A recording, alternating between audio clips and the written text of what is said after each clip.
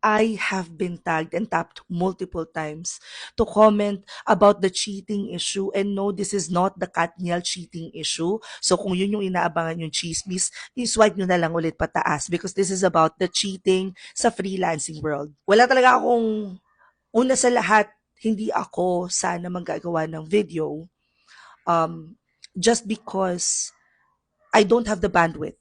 Physically, may sakit ako, guys. Mentally, feeling ko naman, ubus na ubus talaga yung brain cells ko sa dami ng deliverables ngayon. And sa totoo lang, isa pang gusto kong i-consider dito is the other person willing and open to receive feedback? Because kahit anong ngaw natin dyan, if hindi pa natin siya ka-level in terms of IQ and EQ, walang mangyayari dyan. So I would say, let him be. However, nabasa ko yung comment ni Monch. Sabi niya sa isang freelancing group, nag-accept daw ni client yung proposal. So ready yung nag-apply at natanggap siya. However, ngayon, nanghihingi ng tulong on how to start because finake yung everything. Like everything.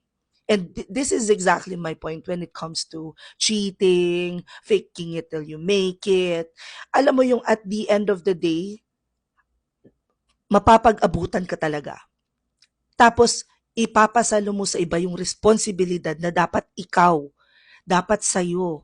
So tinulungan ka ng manggawa ng portfolio, tinulungan ka ng manggawa ng resume, tinulungan ka na sa lahat ng bagay, pati interview questions, may kodigo ka, pero pagdating doon sa work, hindi mo pala alam. So you paid someone to cheat for you, and then hindi mo alam kung anong gagawin thereafter. Like, I don't really think that there is a skill set out there na hindi mo pwedeng pag-aralan. However, kapag nandaraya ka at ang mentality mo, kaya kong makuha yan kasi pwede ko namang sabihin na marunong ako and then i-google ko na lang and then iaasa mo sa ibang tao yung work mo. That's so fucked up. I mean, if it's you, if this is you, you're so fucked up. Kasi anong klaseng utak yan na gusto mong kumita as a freelancer pero hindi ka willing na to do the work? 'Di ba? Um, I also heard the story from, I think it was Tish, back when we were in Cebu, na sabi niya, merong isang group, may nagtanong ng question, sinagot niya yung question, dumating sa point na siya na yung pinanggagawa at pinagsasagot ng mga questions ng client.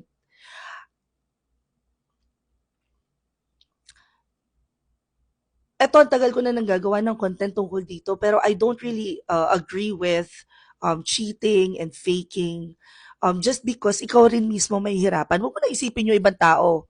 Kung wala talaga ikaw moral compass, sige, let's just say na walang-wala kang pakialam sa iba basta makuha mo yung work.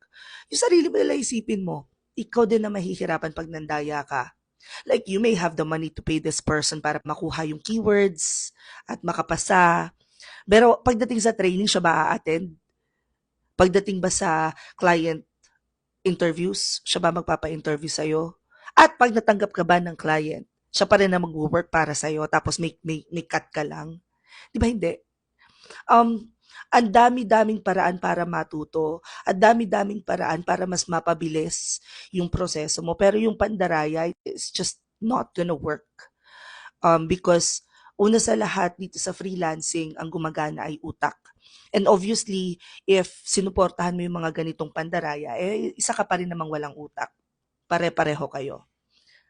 Alam ko medyo masakit, but you really have to accept the fact that kapag hindi ka ganun ka-brainy at hindi ka ganun madiskarte sa buhay, maybe freelancing is not for you because dito kami, mukha lang kaming madali ang trabaho dahil nakaupo kami, nakatayo kami, kung saan kami nagtatrabaho, pero gumagamit kami ng utak. Utak ang puhunan sa freelancing. So, kung feeling mo sa sarili mo, hindi ka ganun kagaling, ang una mong i-improve bago ka pa man bumili ng laptop o computer at magpakabit ng internet, ang una mo munang i-improve ay yung utak mo because yung utak mo ang magiging puhunan mo sa freelancing. I hope maayos at maliwanagan ang lahat ng parties involved. Um, kung hindi man, huwag na nating patualim na nga nating kapos sa pag-iisip yung mas pinapatulan. No! Don't. Though I wanna share something na sobrang nakarelate ako. Nabasa ko lang 'to kanina, nakasulat do'n, sabi niya, "No offense, but there's no benefit for me being the bigger person." Sometimes I think it's good to also normalize just going off the fucking rails, especially when someone does you dirty. Kasi meron talagang mga tao na kapatol-patol and, yun lang, naisip ko lang. So again, if you will be asking me about cheating dito sa freelancing, it's a big no for me kasi kayo rin yung mahihirapan. Pero again, to each his own. I'm not going to judge you based on your decision. Ayusin nyo na lang yung mga desisyon nyo sa buhay. Hope this helps. Comment any questions you guys have about working from home. Follow for more work from home chismis. Bye!